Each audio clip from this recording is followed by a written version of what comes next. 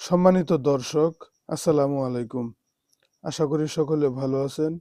আরও একটি নতুন ভিডিওতে স্বাগত জানাচ্ছি।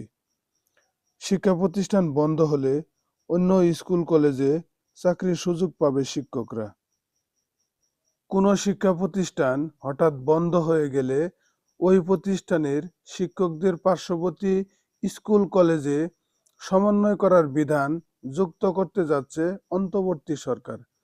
সংশোধিত হতে যাওয়া এমপিও নীতিমালায় বিষয়টি যুক্ত করা হয়েছে। শীঘ্রই এই নীতিমালা জারি করবে শিক্ষা মন্ত্রণালয়।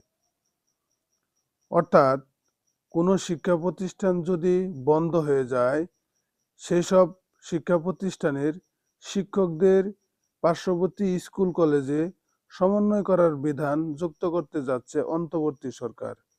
সংশোধিত এই বিষয়টি এমপিও নীতিমালায় যুক্ত হতে যাচ্ছে। শীঘ্রই এই নীতিমালা জারি করবে শিক্ষা মন্ত্রণালয়।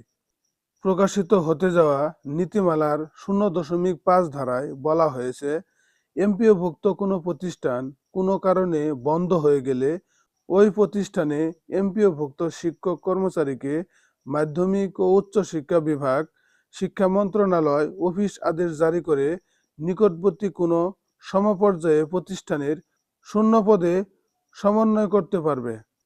অর্থাৎ কোনো শিক্ষা প্রতিষ্ঠান বন্ধ হয়ে গেলে ওই শিক্ষা প্রতিষ্ঠানের শিক্ষক ও কর্মচারীদের চাকরি যাবে না, তাদেরকে নিকটবর্তী কোনো সমপর্যায়ের প্রতিষ্ঠানে শূন্য পদে সমন্বয় করে তাদেরকে স্থানান্তর করা হবে।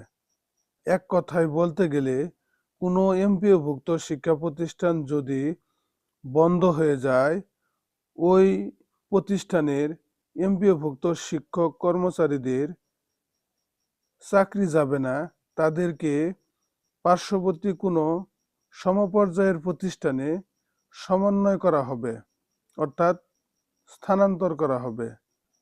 ভিডিওটি ভালো লাগলে লাইক, কমেন্ট ও শেয়ার করবেন। আর আমার ডিটি বাংলা নিউজ ইউটিউব চ্যানেলটি এখনও যারা সাবস্ক্রাইব করেননি, সাবস্ক্রাইব করার অনুরোধ রইল। সকলে ভালো থাকবেন, সুস্থ থাকবেন। আসসালামু আলাইকুম।